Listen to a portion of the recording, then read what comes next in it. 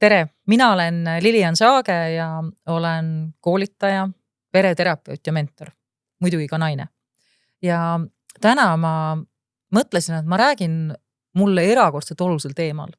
Ja selleks teemaks on paarisuhe ja paari suhtes olemine. Kui ma mõtlen iseenda peale, siis mina hakkasin paari suhtes olemist õppima teadlikult, et mida tähendab paarisuhe ja millistest komponentest see koosneb.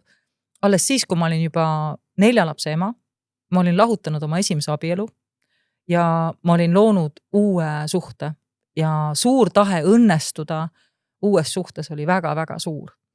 Ja võib-olla hea kuulaja vaataja, sina samamoodi sattusid või oled sattunud mõtisklema oma paarisuhte üle, et mis teeb ühe paarisuhte õnnelikuks, mis teeb sellest elamist väärse suhte või mis selle hoopiski ära lõhub, mis on puudu. Ja kui ma mõtlen selle peale, siis mis on esimesed asjad, mida inimesed ütlevad, et heas paarisuhtes on? No heas paarisuhtes räägitakse, et on palju seksi. Olete nõus? Kindlasti on palju seksi. Heas paarisuhtes on nalja palju. Heas paarisuhtes on hoitud ja turvaline keskkond ehk, et nad ütlevad, et neil on tore, nad tahavad koos aega veeta. Mis veel heas paarisuhtes on? Tavaliselt on ka sarnane hobi või vähemalt midagi koos tehakse. Ja mis siis veel on? Kas on veel midagi? Seal tegelikult on väga palju erinevaid asju.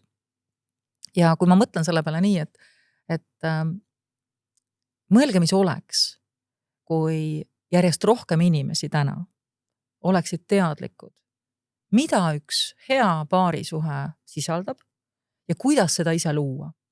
Mõelge selle peale, et minu armas vanaema Elli, tema tegi maailma parimaid pannkooke.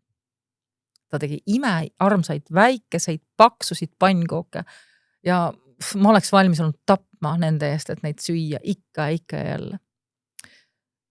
Ja ma tean retsepti, kuidas neid pannkooke teha. Aga retsepti, kuidas paarisuhet küpsetada kokku, mina oma vanavanemate käest ei saanud. Oma vanemate käest ka ei saanud. Mina mäletan, kuna ma olen sündinud 77, siis minul omal ajal, mul on 2 vanemat õde, mina nägin kodus raamatut avameelset abielust, ehk mõned mäletavad veel seda raamatut. Ja seal oli 1 lehekülg abielust ja seksist.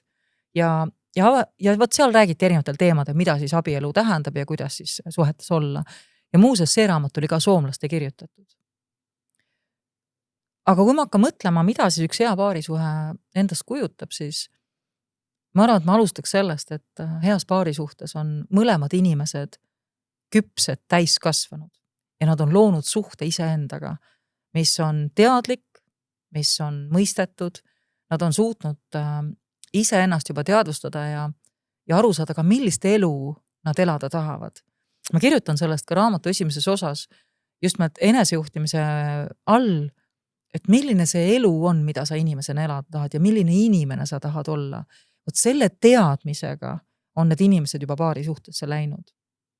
Ma teen korra vahepõike ja mõtlen nii, et oletame, et sa kaalud ettevõtjaks hakkamist ja tahad ettevõtet luua. On tulnud ette äkki mõtteid. Mina olen ettevõtja. Ja sa kaalud, kellega partnerlust luua. Sa mõtled, et ma nägin ühel peol ühte ägaedat inimest, ta oli päris nutikas ja loov ja elav ja temaga võiks küll väga hea äri ajada. Sest ta oli hästi jutukas ja selline lõbus ja inimesed olid tema ümber ja sumisid kogu temaga. Ja siis sa hakkad nagu kaaluma, et aga kas temaga meil võiksid olla ühine visioon äri tegemisel või et kas me saame rahast ühtemoodi aru või kuidas me rollid jagame, millised oskused on ta omandanud, mis ettevalmistus tal on, kas tal võiks olla huvi minuga seda äri ajada. On loogiline, et mõtleme ju nende peale. Paarisuhte kontekstis samasugune olukord, satume peole, näen kedagi kuskil diivani peal istumas, inimesed suminevad tema ümber, tundub väga atraktiivne ja märkamatult endalegi olen ma äkki hopsti selle inimese kõrval, juba jutustame, juba meil tundub, et meil on nagu nii palju rääkida. Enne kui ma arugi saan aru, et me oleme suhte alustanud, me ei ole rääkinud, milline visioon on meil kummalgi, me ei ole aru saanud, kas me elu elame sarnaselt, kas meie väärtused on sarnased, kas ma aru saan enda vajadustest, kas ma oskan endast hoolitseda, milline on lugu minu enda päritoluperega, kus ma pärit olen. kuidas ma kujutan ette üldse läheduse jagamist, kas ma tean, kuidas hoitakse lähedust, olen ma elus üldse näinud, mismoodi konflikte lahendatakse, kas minu vanemad on minu juuresolekul üldse tülitsenud või vastupidi. Ma olen oma kodus saanud kaasa seljakoti, kus tülitseti väga palju, aga leppimist ei olnud. Lepiti läbi vaikuse ja lepiti läbi selle, et elama ju peab. Et milline on see soov ja kujutage ette nüüd siis 2 noort, kes siis on seal peo käigus kokku saanud, selle asemel, et küsida, kas me peaksime olema selles suhtes. Küsivad nad ühel hetkel, kuidas me selle suhte nüüd tööle paneme. Meil algus oli ju nii tore, seal peol oli ju nii tore, aga nüüd kuidagi sa oled nii teistmoodi, sa mõtled asju täitsa teistmoodi. Sa varem olid nii chill, nagu noored ütlevad. Sa varem olid nii muretu, sa tegid kogu aeg nalja, aga kui sa kodus oled sa väsinud, kurnatud, pahur. Ja siis enam elu ei olegi nii tore. Nii et ma siin raamatus olen võtnud abiks Gottmanite suhtemaja mudeli. Mulle see mudel hästi meeldib. Ja selle mudeli kaudu on võimalik vaadelda läbi erinevate ehituslike momentide siis, kuidas üks suhe kokku võiks ehitatud saada. Ja kui te mõtlete paari suhte peale ja mõelge kohe ka oma kodu peale, ka need, kellel koduks ei ole maja, aga ma usun, et maja metafoor tuleb kõigile tuttav ette. Ma ei ole näinud ühtegi arhitekti või ehitajat, kes asuks maja ehitamist magamistoast. Kas sina oled? Mina küll ei ole. Mina näen, et maja hakatakse ehitama planeerimisest ja siis, kui planeerimine on valmis ja joonist on olemas, siis hakatakse tegema vundamenti ja pannakse püsti seinad ja siis ehitatakse korrus haaval täpselt nii palju ja täpselt sellise maja, nagu sina soovid. Gottmanite maja mudelil on 3 väga olulist elementi. Esimene on toetav vundament ja toetav vundament on meie maailmakaart ehk meie vajadused, prioriteedid, elukogemus ehk et kas ma olen endaga tuttavaks saanud, millised on minu vajadused, kas ma tean ise, mis on minu prioriteedid elus, kas ma saan aru, millist elu ma soovin elada ja kas ma tean, mida minu partner soovib, millised on tema vajadused, millised on tema elu prioriteedid.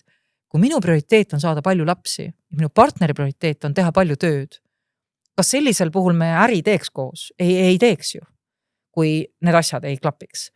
Aga kui üks ütleb, et ma soovin luua kodu, kus on nii töö kui lapsed hoitud ja töö võimaldab meil elada elu, mis annab meile sisu, siis ma usun, et siin on võimalik leida väga ühiseid viise, kuidas see tööle panna ja toimima panna. Eks see vundament, millel toetub paari suhe on, kas ma tunnen ise enda maailma, enda sisemaailma ja kas ma olen valmis seda teisega jagama ja kas mul on teada minu partneri sisemaailm ja kas tema on valmis seda minuga jagama. Siin ma näen ka väga palju läbi oma praktika, ka pikaaegseid abielupaare, kes ütlevad, ma tegelikult ei teagi oma partnerit. Ja COVID-i aeg tuli välja, kui katastroofiliselt vähe partnerid teadsid teineteist. Ja tänu sellele, et kogu aeg oli koht, kuhu minna, näiteks kontor. Abielud püsisid ja püsisid ja püsisid.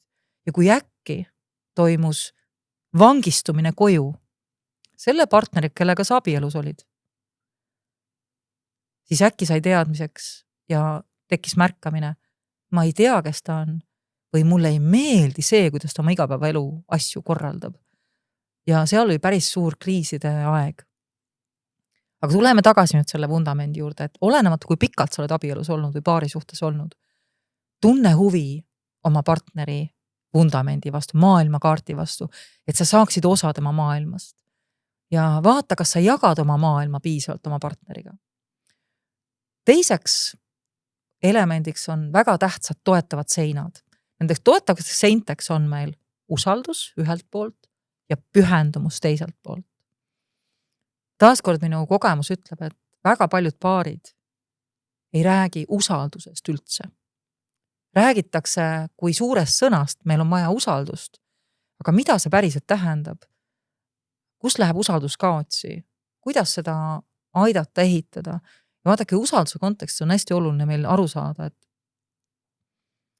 usaldus tekib selle kogemuse kaudu, et kui meil on väga hea suhe ja ühendus ja siis juhtub midagi ja see midagi, konflikti olukord, arusaamatus, mingisugune sündmus, kas me suudame ja saame läbi rääkida seda, mis toimus, kuidas keegi tundis, mis see kaasa toob ja parandada selle kahju ja taastada ühenduse, sealt tekib usaldus, sealt tekib veendumus, sa püsid minu poolel, sa oled minuga meeskond, sa oled valmis parandama seda, mis katki läks. Ja ma saan usaldada seda, et me koos tuleme toime. Teiselt poolt pühendumus jällegi on see, et ma olen pühendunud ennast siia suhtesse.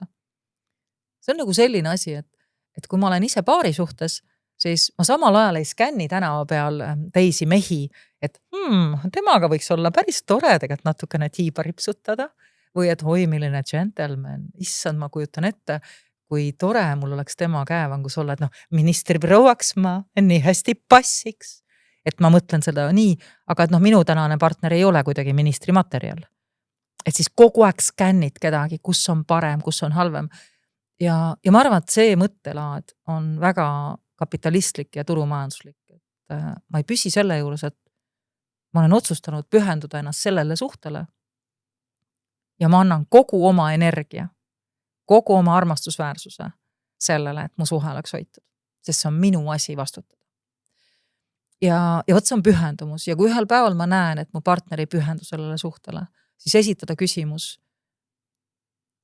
oled sa minuga veel selles suhtes või sul on soov siit suhtest lahkuda. Mulle endale hästi meeldis ja oli oluline küsida, mis on mu põhjus jääda suhtesse?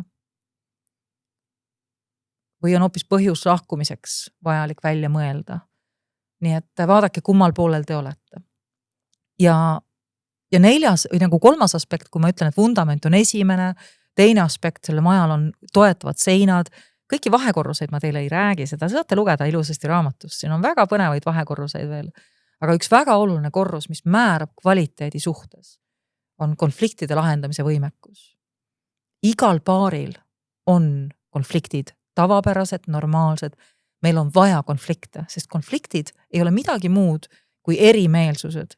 Me läbi konflikti olukordade näeme ja õpime tundma iseennast. Ma saan aru, kus on minu piir, kus on sinu piir, kuidas me toime tuleme eri arvamustega, kuidas me loome ühisosa. Oleme me õppinud teineteist kuulama ja austama või on kogu aeg see, et üks inimene otsustab, kuidas asjad on ja teine allub talle. Ja siis ühel hetkel ta ütleb, ma ei saa millegi üle otsustada, nagu see naljajutt on, et meie peres on asjad nii, et naine otsustab kõikide väikeste asjade üle ja mees otsustab kõikide suurte asjade üle. Naise öelda on, mis on suur asi ja mis on väike asi. Siiamaani polegi mehel tulnud millegi üle otsustada. See ju ka ei ole väga turvaline viis suhtes olla. Nii et kui sa mõtledki, kuidas sa oskad paari suhtes konflikte lahendada, oled sa seda ära õppinud, on sulle keegi mudeldanud turvalist viisi konflikte lahendada. Mina olen palju kuulnud peresid, kus öeldakse, et me ei ole kunagi näinud oma vanemaid tülitsemas. Ma ei teagi, kas nad oskavad üldse lahendada olukordi. Ja siis ma olen kuulnud väga palju paare, kes lõpetavad oma paari suhte esimese suure tüliga. Olete kuulnud? Tõenäoliselt olete kuulnud ka need lugusid. Kuni tülini oli kõik taevaline roosa manna ja siis tuli külla tüli. Ja pärast seda nad elavad eraldi aadressitel. Sest oskamatus lahendada, oskamatus aru saada, mida mina soovin, oskamatus kuulata, oskamatus ennast emotsioone reguleerida ja kohale jääda keerulistes vestlustes. See on see, mis eristab õnnelikud, rahuldust pakkuvad paarid, kes suudavad olla suhtes, mis on turvaline, hoitud ja rõõmuküllane nendest paaridest, kes lihtsalt on koos. Kes on koos, nad kasvatavad oma lapsi koos, nad loovad kodu koos, aga seda rõõmu, lähedust, seda hoitust, seda on vähe. Ja võibki olla nii, et see suhe on konfliktist konfliktini, mis siis võimaldab siis näha, kas seal on seal materjali olla koos või mitte. Nii et kui sa mõtled selle peale, et mis on need olulised aspektid, aga ma ütlen veel ühe aspekti, mis siin raamatus ka selles suhte majas kenasti on olemas, on imetlus ja lähedus. Ja imetlus ja lähedus on küll see liim, mis hoiab paari suhteid koos või eraldi. Ja ma annan sulle ühe soovituse. Juba enne seda, kui sa selle raamatu endale soetad.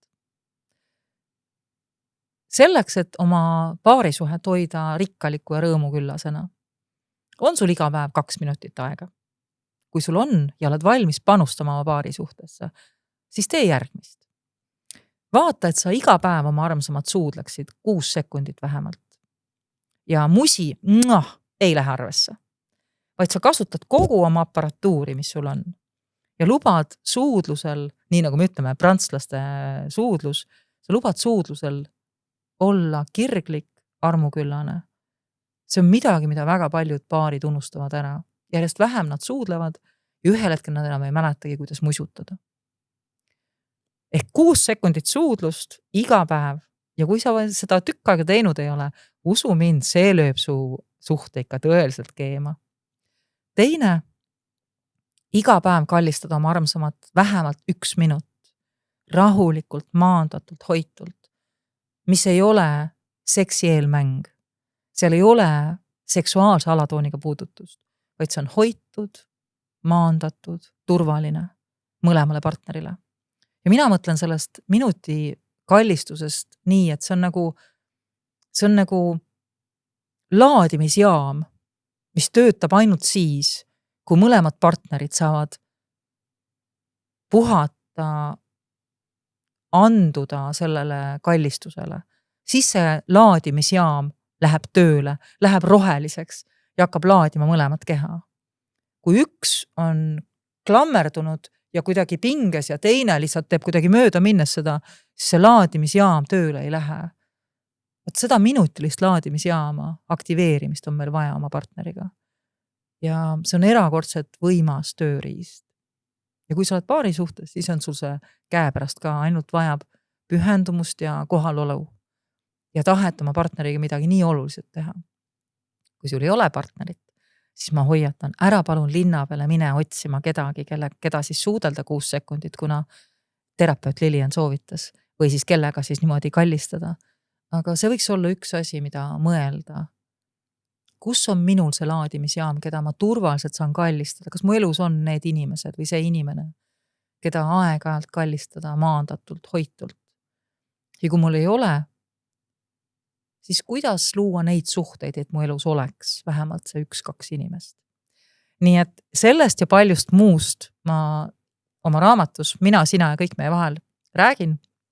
Mina ise teen paarisuhte auditit ja hoian oma armuküllast paarisuhet värskena iga aasta, kord aastas ma oma armsamaga suhteauditit teen, mis siis annavad võimaluse meil vaadata sisse läbi 3 aspekti.